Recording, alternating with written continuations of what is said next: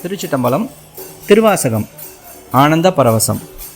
புறமே போந்தோம் பொய்யும் யானும் மெய்யன்பு பெறவே வல்லேன் அல்லாவண்ணம் பெற்றேன் யான் அறவே நின்னை சேர்ந்த அடியார் மற்று ஒன்று அறியாதார் சிறவே செய்து வழிவந்து சிவனே நின்றாள் சேர்ந்தாரே. இதன் பொருள், ஆன்மாவாகிய நானும் உலகமாகிய மாயையும் உனக்கு புறம்பானோம்.